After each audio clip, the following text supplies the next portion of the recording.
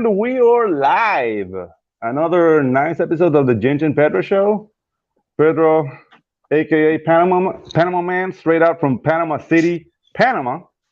And with my good friend Ginge over here. Say hi, Ginge. Hello. And Hello, everybody.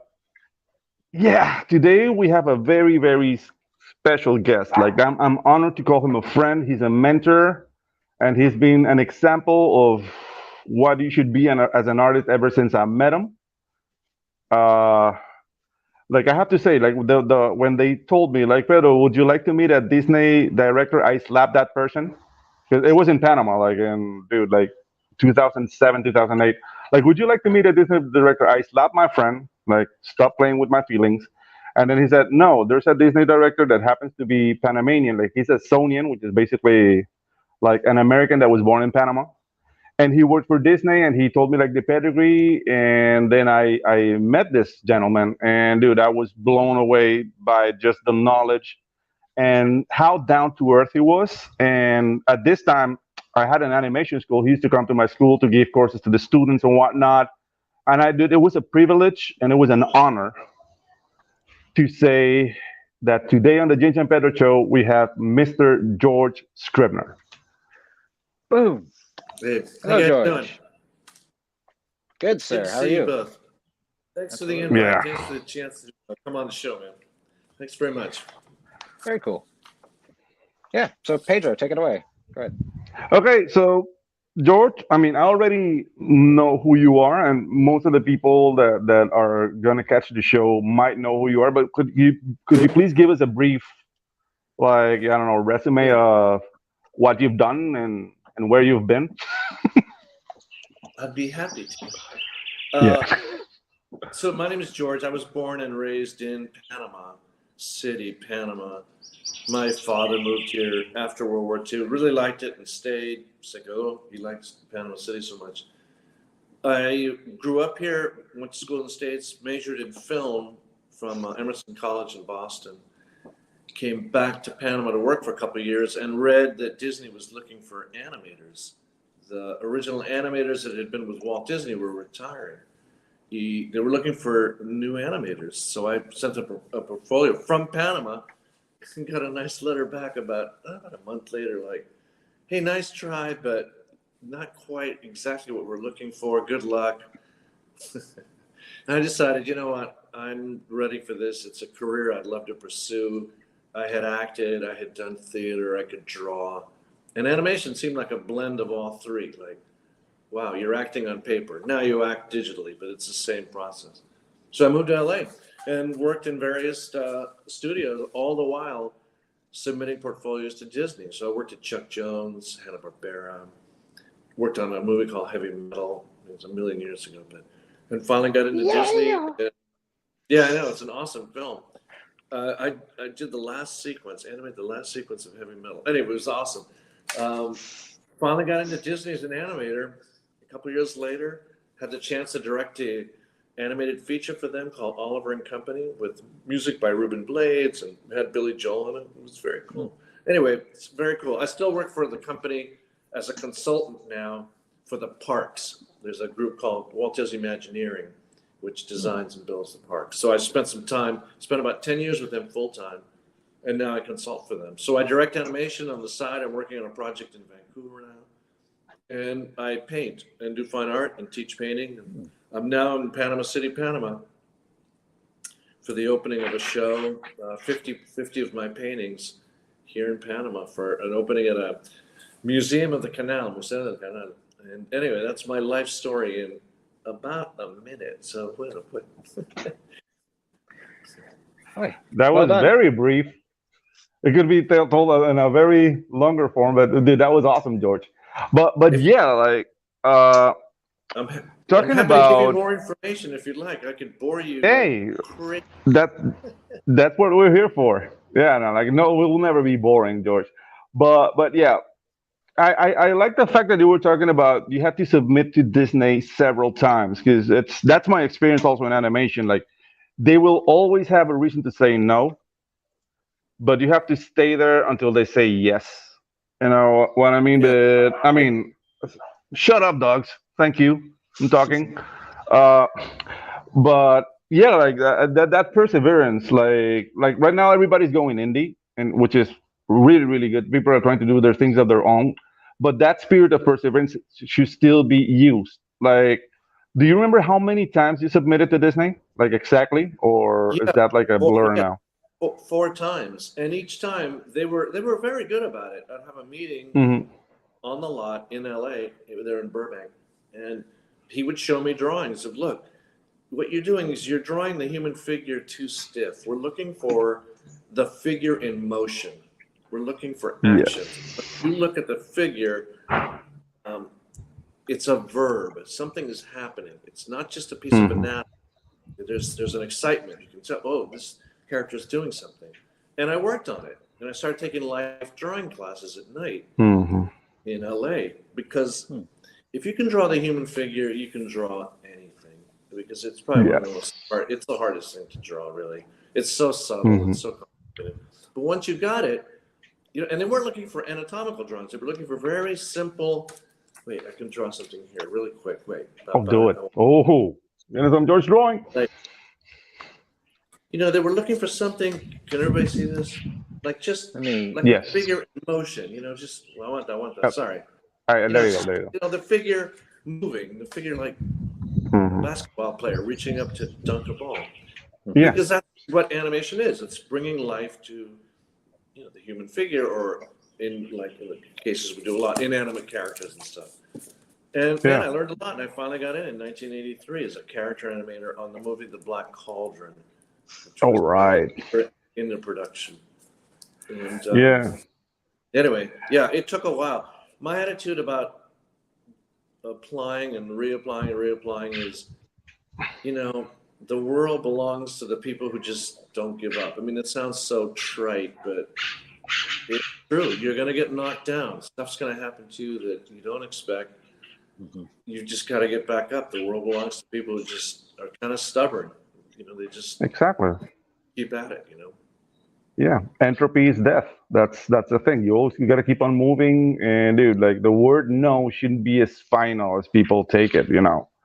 And dude, like I don't know, like that's always been inspiring to me. Like I've always referenced you whenever I'm speaking with somebody when they're doing the whole flash, like who do you know? It's like I know George Scribner, and dude, like animators are not famous, which to me it's a travesty. Like we have like awesome artists that are like I don't know committed to obscurity because in animation it's all like who did the voice, you know.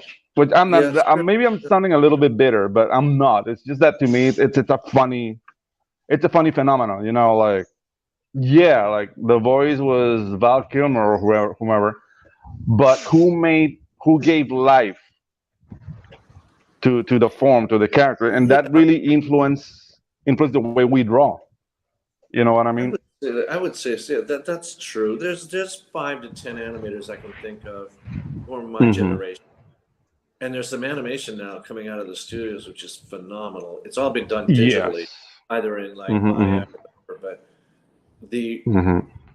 I mean, it's amazing what a good animator can do to a character. And you're right. The community knows who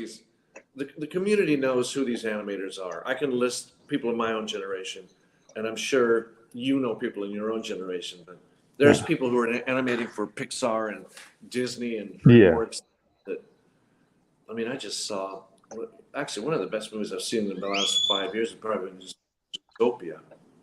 Yeah. Es una Zootopia was maravilla. amazing. Yeah. It was amazing because it dealt with so many other things besides the animation. It was class, and Hmm. it was really, I thought it was beautifully done. But my point is, the tools that are available now to an animator, the digital tools are so much more refined than when I was Yeah. animating. Anyway, that's a whole other topic. But yeah, I would say by Yeah. and large, the right people know who the right animators are. That's Hmm. Hmm. so Yeah. That's the George, thing. somebody in our yeah, chat here made a interesting comment. I'd just like to sort of maybe pick your brain about a little bit. Dan says Oliver and Company was Disney's first computer-assisted feature. Dot dot dot. Do you remember any of that? Is that the case? What was that like? yeah. It's partially true. we were the first ones to do an entire sequence with it. At the very end of the movie, there's a chase on the subway. The vehicle of the villain Sykes was like an old Ford LTD that we kind of like rejigged to make it even look crazy evil. And the entire subway, the bridge, what was it? I forget which bridge it was. Which one of the bridges in Manhattan? Anyway, yeah, but just small note. We did a little bit of computer generation in The Great Mountain Detective. The Tower of London was generated. And in other words, it was partial, like little pieces prior to all of it. And then, I don't know, and then just every feature, we just used more and more of it because it was just such a phenomenal tool for us. Yeah. I remember because to me, I don't know. This is very personal. Like from my experience, like to me, like the beginning of digital animation was basically taking a hint from rotoscoping. Because I remember reading in books like the first experiment, for example, in 101 Dalmatians, that they build a maquette of Cruella's car, That's and they correct. Right. start taking pictures of the cars moving, and they just traced over it. So in the beginning, maybe John Lasseter's test with the kid in the like I don't know, like furry pajamas being chased by a dog. Like it's a sequence that was like run over like the Disney studio. So it's not really in a movie. When he was like, "Hey, this is what we can do with CGI animation," and it's just like this kid going like over the bed, under the bed, getting chased down Yeah, like that's a flight of stairs. where the wild things are. Yeah. hmm Yes, right. Yeah, exactly. Yeah, that's right. He did a proof of And concept. but at that time, it was like, how can we mix traditional animation with CGI? Like, I don't know. Like, my wishful thinking is like, what would have happened if we kept down that route instead of replacing completely like anime? Because animation suffered for a long while because people were concentrated more into what software are you using, and the principles of animations are lost. I think we're past that because if you see like Zootopia, like Arcane, for example, on Netflix, dude, awesomely animated. Like uh, it's a series, and people are focusing more on the textures, like how like the light catches the skin and how look it good. How look it good, how good it looks. But animation wise, dude, all the principles are there. Like I love the Arcane just because of that. Like you see the love and respect for the principles of animation there as in Zootopia, and as in many films that are coming out that are just like, dude, people take them for granted. Because yeah, like I don't know, like I think animation is in a very good place right now, but in a very bad place because of how people consume now. So things are lost to the ether. Because there's like, okay, there's a series of in Netflix. There's like 6 episodes, and whoever watch it, and then it's gone. So and there's always something. I guess I'm rambling. Sorry. No. I get your point. No matter how you, part of what I would say to that, it's just, I don't know, just my thoughts on it is, it really depends on the style of the treatment. What's the approach you're going to take? Family Guy, it's Yeah. super crude, but it matches. Yeah. In like Ginger writer, it matches the style of the writing. Look, it's not meant to be fully animated, fully developed. It's an entirely different look. All the I can't name, just I watched some of the animation that's now available. It works great. It's very charming, but it's not traditional. Yeah. What I would say character animation, Disney character animation, which is Yeah. based on. You're right. Some very simple principles of animation: follow through, weight, twinning, Yeah. the weight, the motion, speed. There's like 8 or 9 sort of basic principles of animation. But man, Yeah, like weight distribution, the make the overlap in break. action. Yeah. Yeah, overlapping Yeah. action, follow through. A character has different kinds of weights to them and stuff. But when it doesn't call for that, man, that's great, because it's Yeah. just not the right look. It's not the right look for the approach, for the IP, and that's fine. You know what? Gotcha. I mean, all the manga stuff, it's just a completely different look. Great. hmm You know what works Yeah. thematically with the approach. Yeah. The thing with manga is that they're very clever on where to put the money. Because you see, like they take a lot of shortcuts. Because people think, oh, manga is amazing. Like, yeah, manga is amazing, but they know how to move the budget to put all the money in the action scenes. So when it comes to the acting, they've come with this like series of tropes that would allow to convey, True. That's like true. emotion, and that saves them a truckload of money. So it's very clever. But I mean, when people ask me like, dude, what do you think about manga? Like I say that, and some some weebs. You know what a weeb is, Yeah. George? No, what? A weeb is like an extreme manga fan will get mad at me because I don't say like it's the greatest. And it's like, dude, I'm not saying it's bad. I'm just saying like, dude, like we're not gonna replicate the like 30s, 40s, and 50s era of Warner Brothers, where when people had all the time in the world to make a 7 minute short. Like that's not coming back. And that, I mean, to me, it hasn't been surpassed yet. Like the silhouettes, the acting, the compositing, even though with the limitations of technology. Personally, I think it's better animated, but that's personal. You know what I'm? So let me hop in here real quick because it's Mhm. actually a good segue into sort of talking about what's needed for the art. My buddy Jake here, he's got a something for you, George. George, there's a uniqueness to the background mats present in a movie, and feels a bit. I think he's referring to Oliver and Company, the opening of Oliver and Company, and feels a Right, bit right. impressionistic.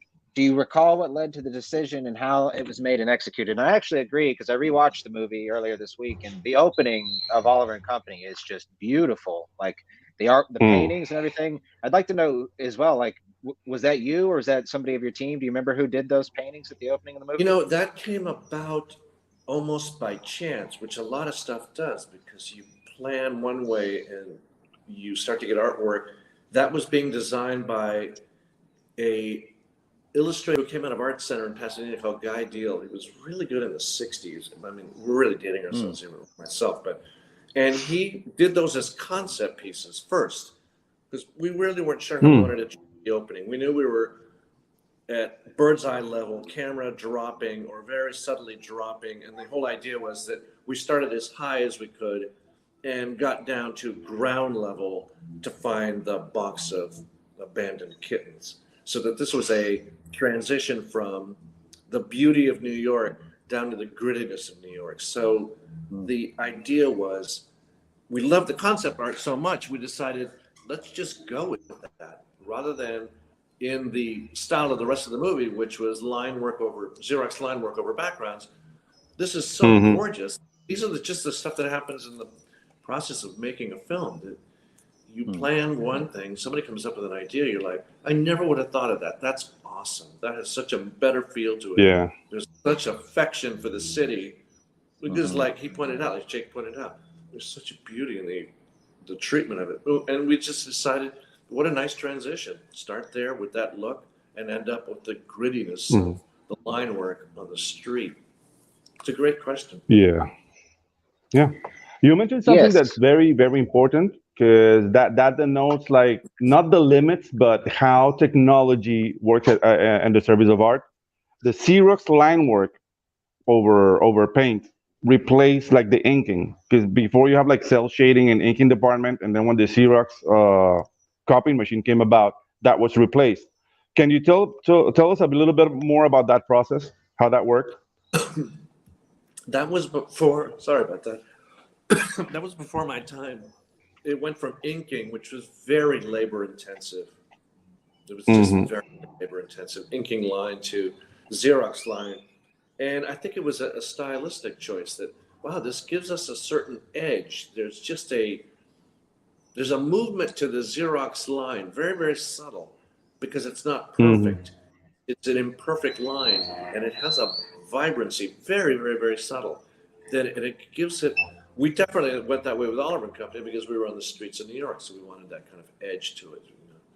And that's been it just really talks about the long development of all these techniques and technologies that have come about that as a director they're like a menu, like a buffet. I don't know how to describe that you can choose from. Wow, this will work great for this sequence, this works great for this. I love what has happened digitally. There's some animators who I worked with who they said, I didn't get into this to work with an interface, work on a monitor, working on, nodes and stuff. No, but that's not. But I'm like, wow, it just gives you that much more power to tell your story. Mm-hmm. Anyway, long-winded answer to Xerox line, but hey, man, Walt Disney That's was a perfect. huge technology freak. He was like, Yeah. what's next?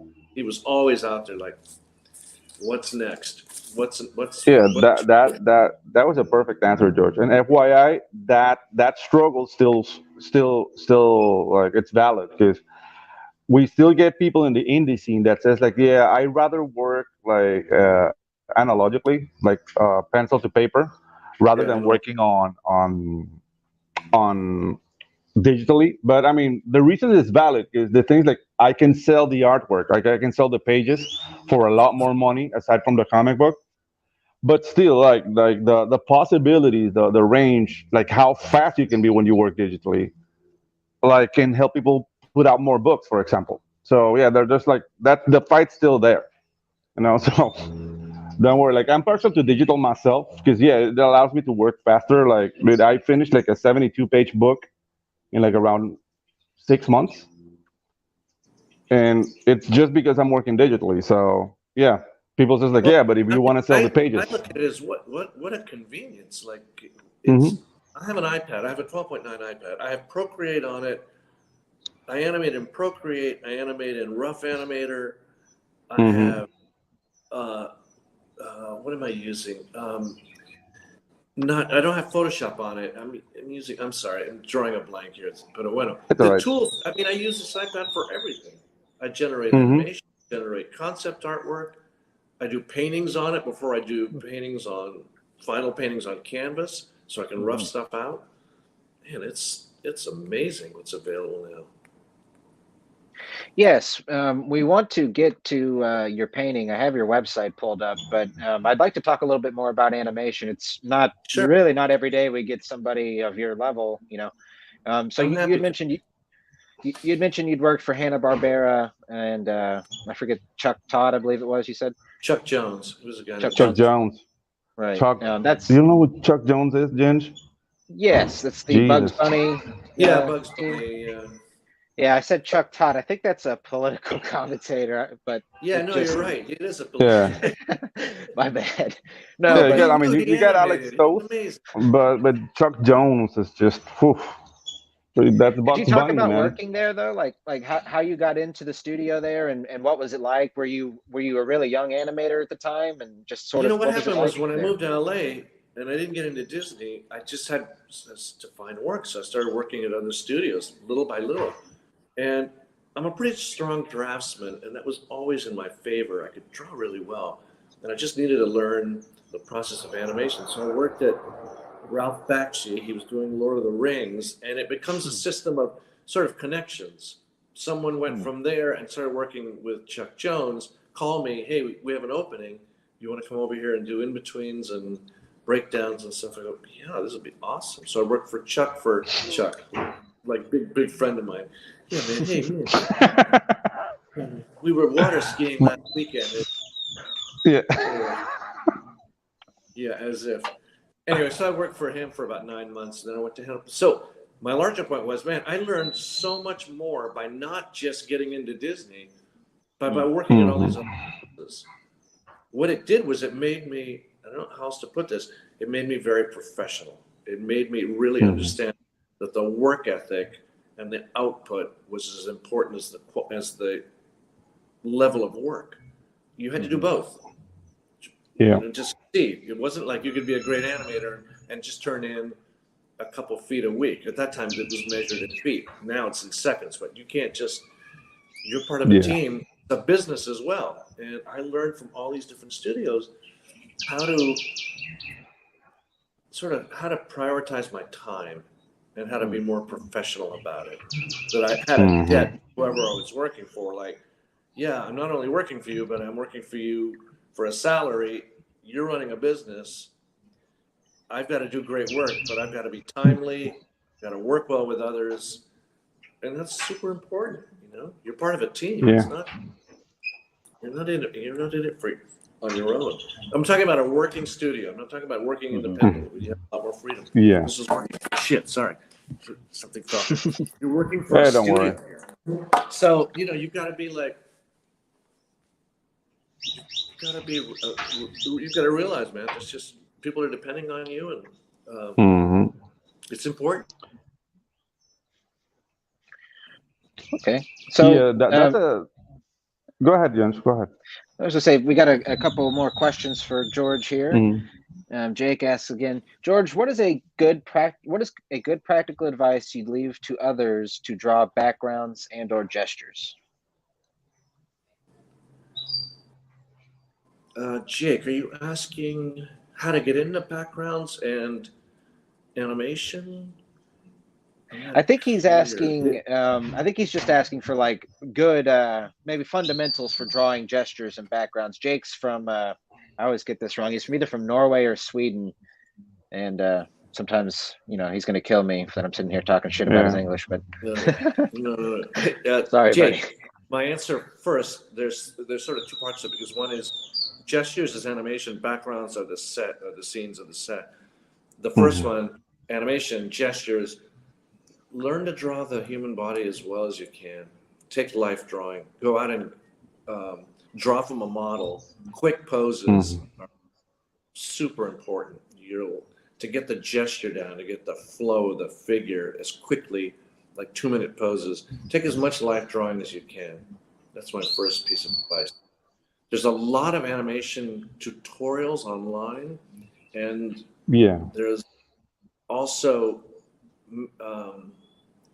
I know of a couple of people who offer animation like workshops. That's one option. The other part of your question, backgrounds, is you've got to be good at the digital skills now. I find it used to be you could specialize. I just do Maya. I just do After Effects.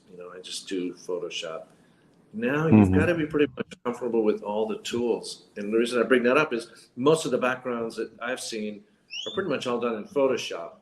But you might be handing that PSD file off to someone else who's going to do some After Effects work on it. So you need to be comfortable with the principal digital tools, which I would say is After Effects and Photoshop, 3D Max, my whatever package, whatever 3D package. You're just going to be that much more valuable to be able to walk into a studio and go, hey, this is the range of work I can do. I would love to do this. Show some passion for something. Don't just, hey, here's a bunch of stuff for you to choose from. Tell me what you want. Then let me choose, or I can help you choose for you. But learn as much as you can of the digital packages and be comfortable with them. I hope that helps, Jake. We have just a quick follow-up question here, which kind of maybe goes with what you're saying here. Jake says, additionally, what books do you personally recommend for others to trace down and study?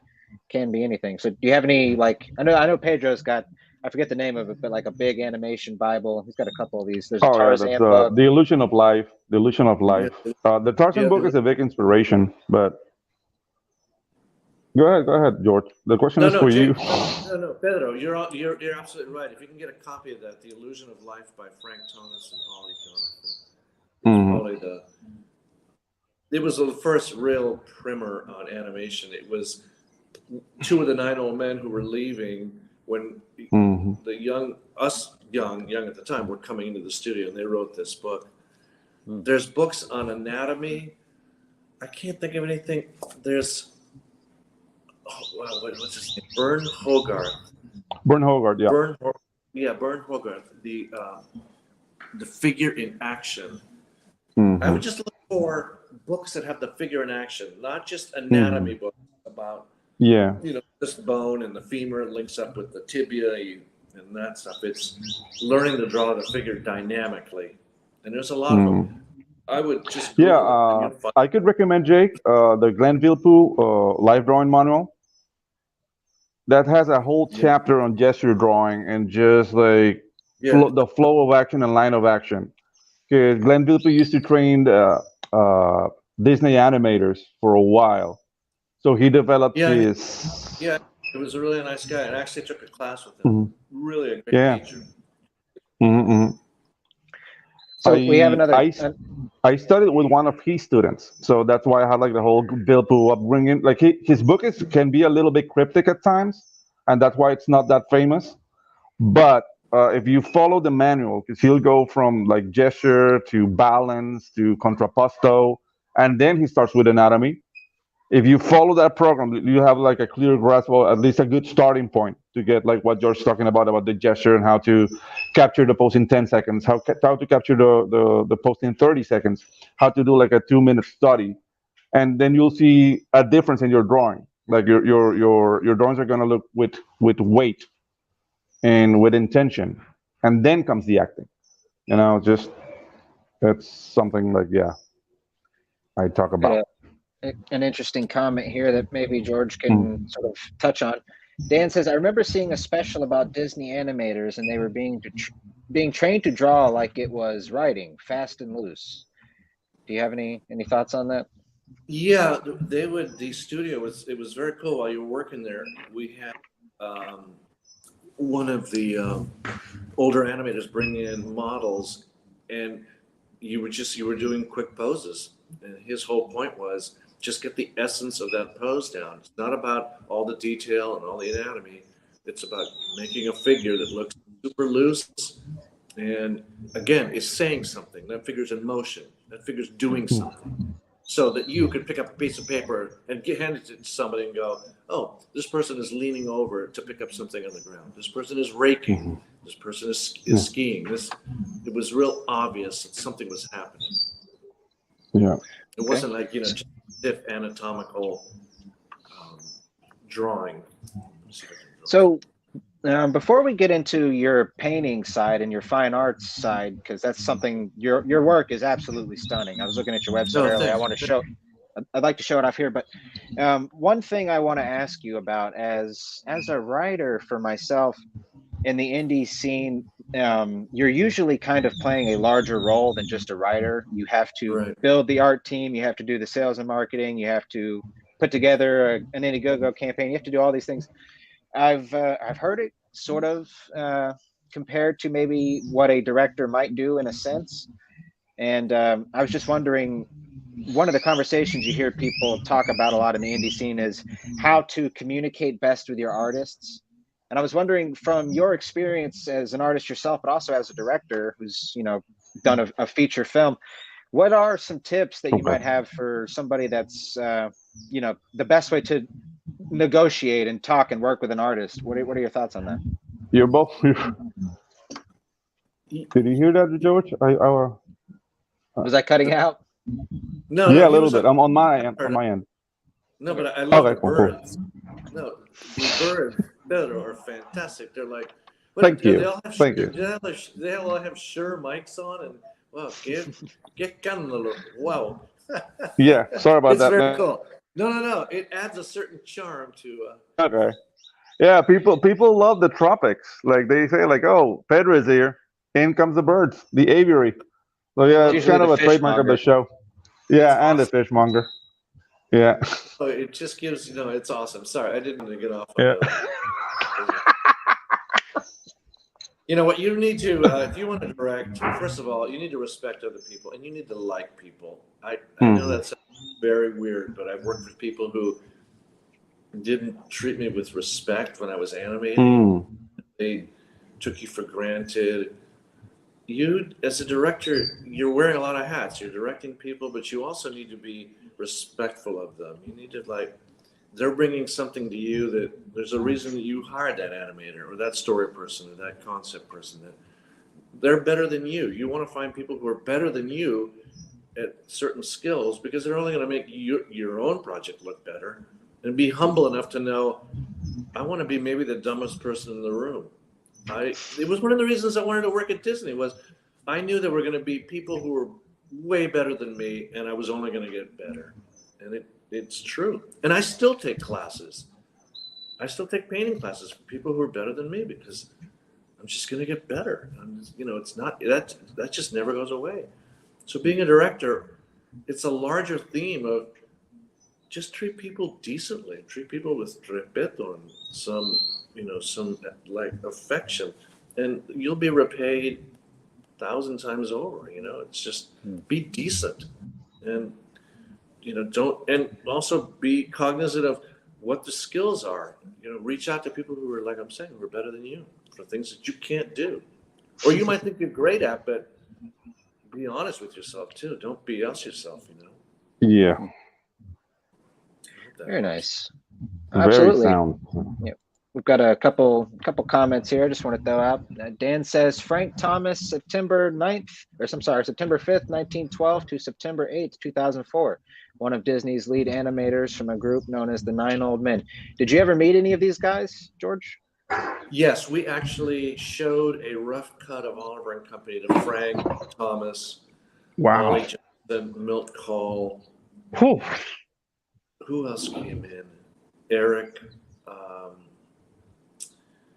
I forgot his last name. He was really good. I actually mentored under him. There were 5 or 6 of the Nine Old Men who came in to see a very rough version of the film and gave us their Jesus. notes. What an honor, man. And they had great notes. They were very helpful. And yeah, it was an honor, man. It was great. And he's the same book that Pedro was talking about. Frank and Ollie wrote, Illusion of Life, which it's got to be out there somewhere. I have a hardbound copy in my studio in LA. It's an awesome book. Yeah, that's a must-have. Jake says he's been looking high and low for Vilpoo books, but he has to settle with the internet stuff of his. Yeah, actually, Vilpoo has a website, Jake, and you can get in there. You can get the PDFs of the book, and you can get his video lectures, which are a treasure trove in themselves. It's like he goes like drawing the head, drawing the gesture, like he goes all over, but in video. So I think that's better. I mean, if you can find the book, because you can find the book for like hundreds of dollars on eBay sometimes, but it's a very like big investment. So just go to the website, join. You'll have access to the videos, and you have the PDFs. And if you need the book, like you can print it out. Be a pirate, There you go. Okay, yeah, so I mean, it's not available. It's not really like you're taking money out of his pocket. No, not if he's posting a PDF online. Yeah, that's right. Yeah, exactly. Mm-hmm. George, do you have a Substack or anything? There's a sort of subscription. I don't know if that would be something for you to, because when we explore. I'd like to pull up your website here. I know you've got a really beautiful website. I don't. I have an Instagram and website. I'm kind of dated. I really don't know the tools that are available. I have people who give me, like suggestions and stuff. Oh. Because I've been transitioning. I spent 30 years in animation and as an animation director, and I've been transitioning more to George, we need to talk, man. We need to talk. Okay. Yeah. Okay. We need to talk. Because the thing's like, if you crowdfund a book like this, it would sell fairly easy, man. Like it's awesome. Like your pedigree, like people would like to know your process and how to do it. So it's another way. Like you should explore Substack, crowdfunding. Right. This whole new there's a whole new world. And the thing is, like, there's no middleman anymore. It's you and the customer. Yeah, right. And dude, people should have access to this, man, because this is just like masterful. Look at this, guys. Yeah, like, the use of colors. Wow, yeah, delicious. Yeah, very nice. So I mean, George, I'm super lucky that Disney brought in painters for the workers. So I started taking painting classes while I was at work. So I paint at night, at lunchtimes with, like I said, better painters than me, way better. And I just started learning from painters that the studio brought in.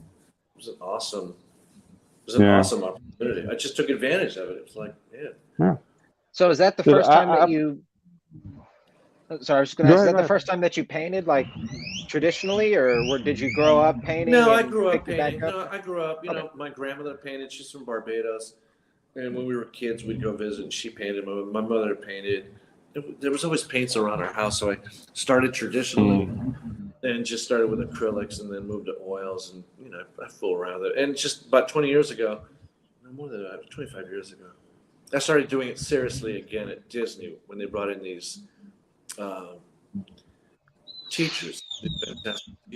And now I use the digital tools. Before I do these paintings, I'll work in Procreate or Sketchbook and rough the painting out, make all the decisions, composition, the value decisions, color, and saves me like getting in the middle of a painting and screwing it up. So I'll do small studies before. This Yes. is for I feel like looking at the piece, you can definitely see. I mean, the coloring is really. I mean, one, it's very feels in motion. It's very fluid, but the coloring is, to me, really some of the most stunning stuff about it. Like I said, I had great teachers. I had really good teachers on the use of color. Like if you want a color to pop, put a desaturated color next to it. It's just small rules of thumb. It's like, and that's the thing. Like I had the privilege of watching George paint live, and it goes like, I know this is like from years of experience, but the decisions he makes are fast, and he keeps it loose, and then you just see like the picture just basically building itself before your eyes. It's a very beautiful process to watch, man, and that's something that I saw, and it's like, that's something I'll never be able to do. Like, who knows? Like, it's been years since those days. Like, we're talking 2010, right? 2011, when you hopped by my school.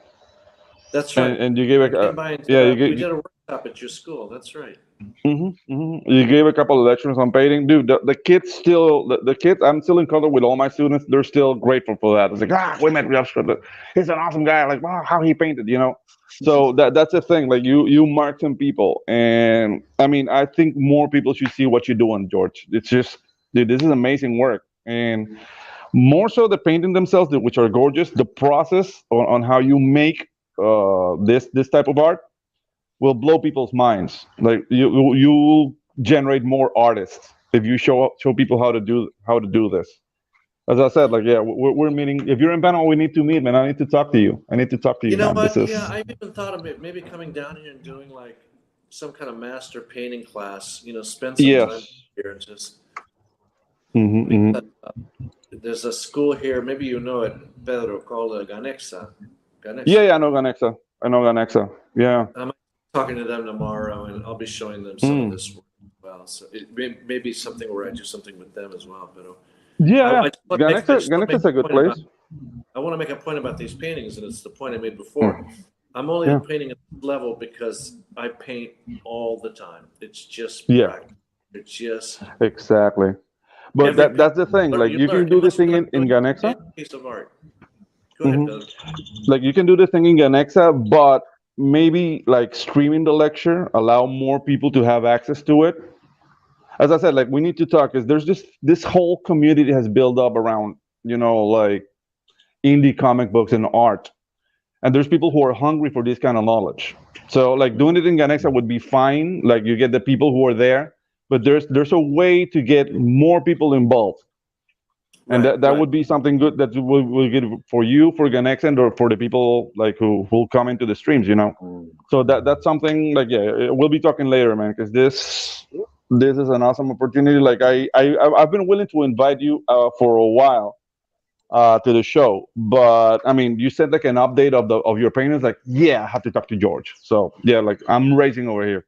Sorry if I'm rambling, but it's just like I have a lot of things to say to you. So sorry. Go ahead.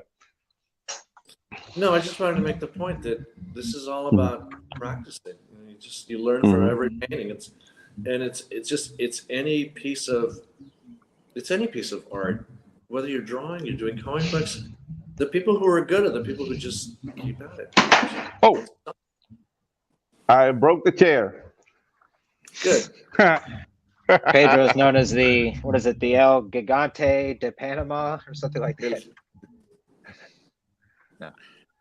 El Gigante de Panama. Sí. Yeah.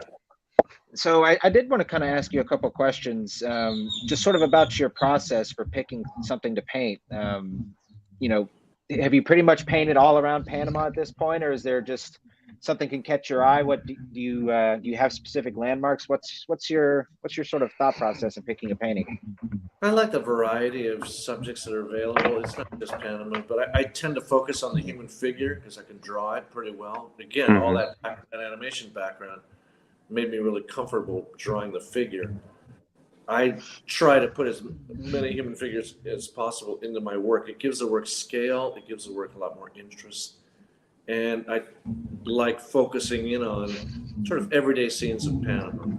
I like doing the big, broad ones, but like this, it's a pretty common sight in Panama. These guys going out in the morning, they're fishing, or going back. Yeah. I'm trying to capture a moment. And these are memories that I had growing up as a kid here in Panama. So I try to put that emotion, how I felt. I mean, I love this country, and I would come back here all the time. And I like trying to capture that, the memories I had growing up as a kid here in Panama.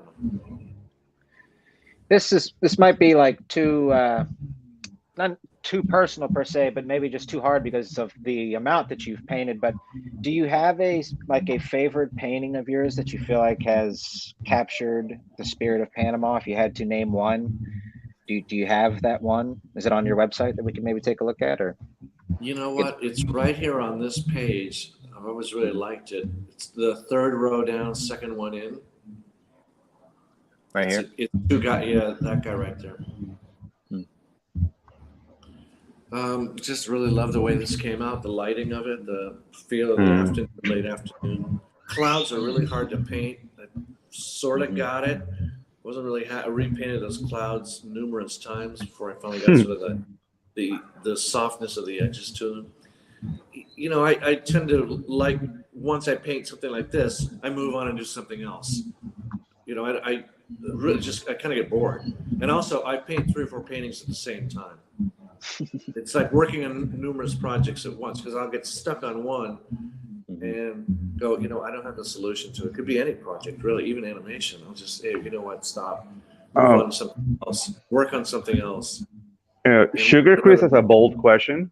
let me Can you highlight it, please? Yes. He says, just curious, George, does George do commissions? Those painting skills could probably make a sweet cover for a book.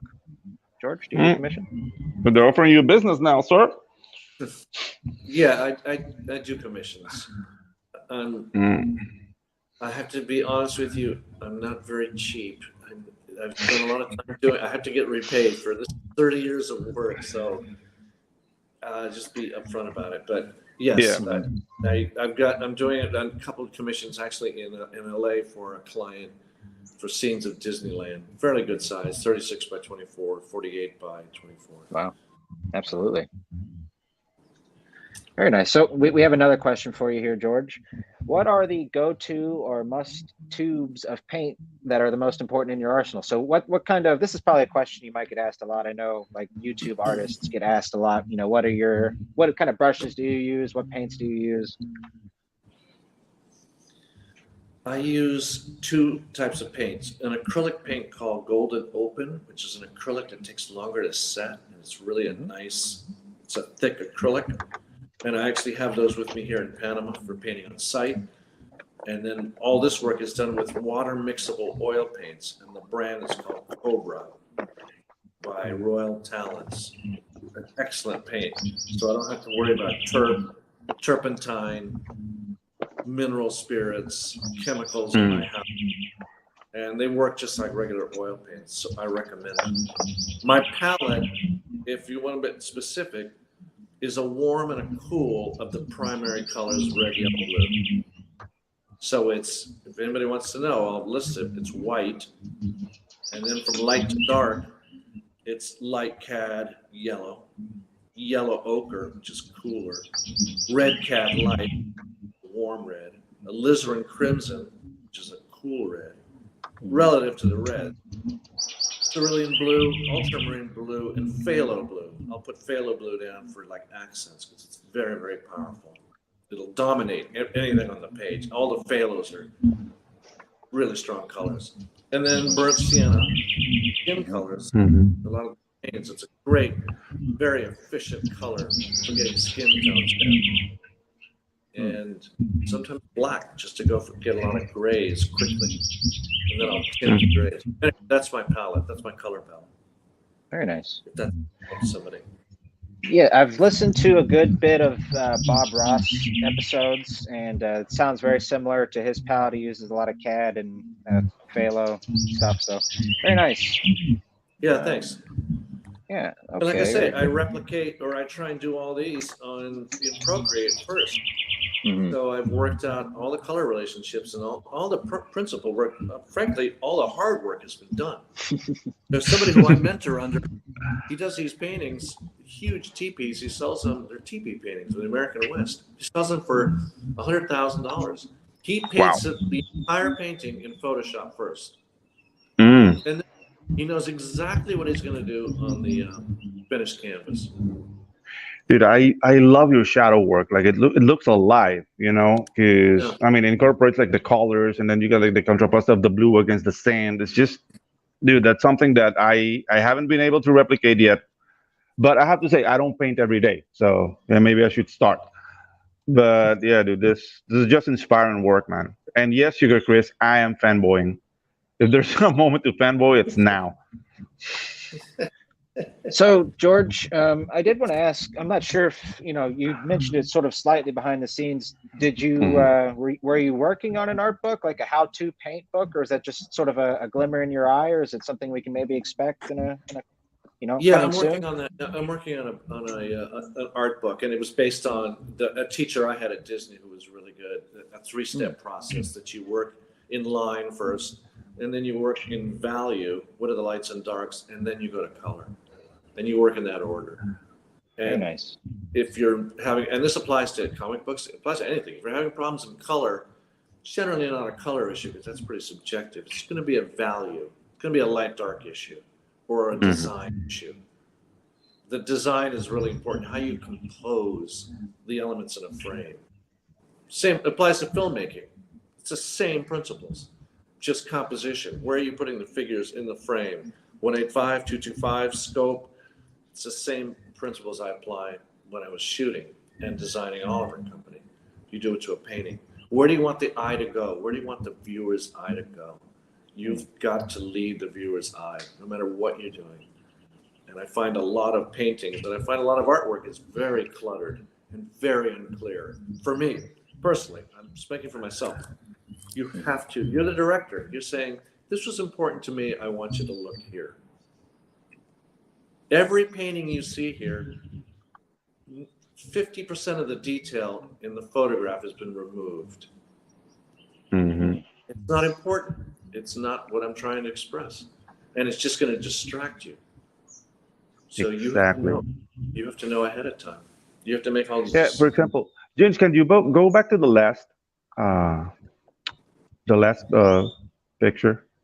Yeah. This Like, one. for example, here, like watching just the pose of the writer, like you can basically like start like inquiring on what he's thinking just because of the position of the shoulders, how he's grabbing the reins. Like I don't know, Right. like that's the thing. Like you leave it at 50%, so the people who's viewing the picture or watching the movie finishes the idea, and that to me it's one of the secrets of great art. You want people to get engaged That's with the correct. art. Right. You're absolutely right. You want to Mm-hmm. suggest something Mm-hmm. and let Yeah. the viewer finish either the drawing, the painting, the movie. You don't need to be literal about it. We're all pretty bright people. We all get it.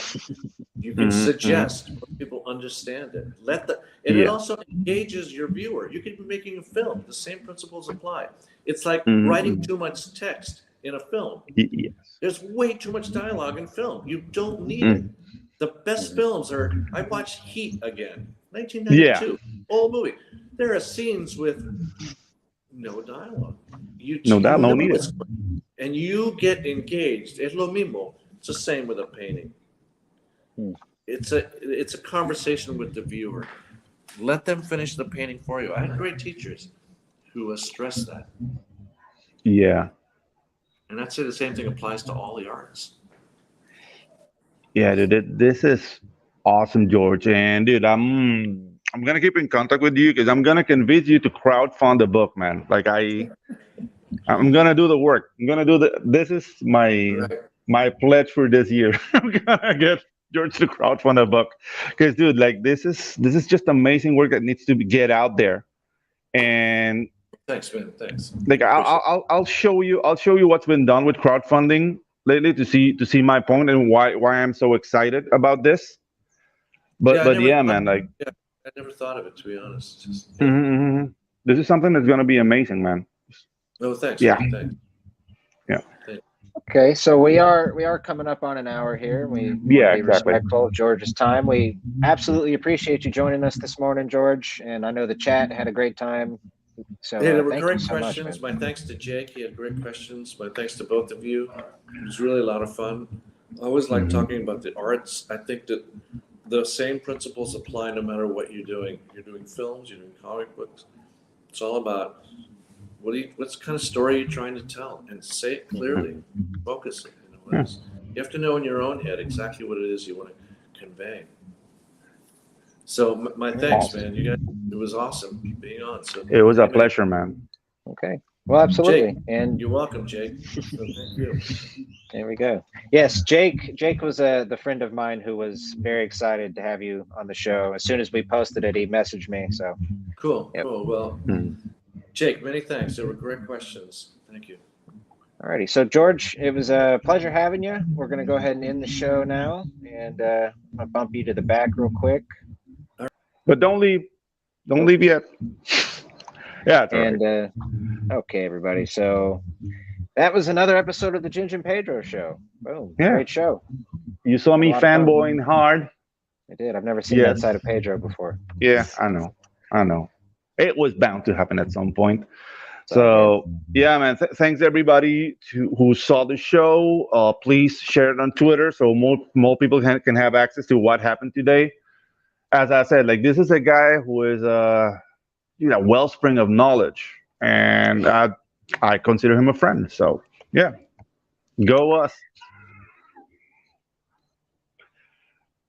all right. We're going to go ahead and end the show. Pedro's rambling again. Yeah. All right, everybody. We'll catch you next week.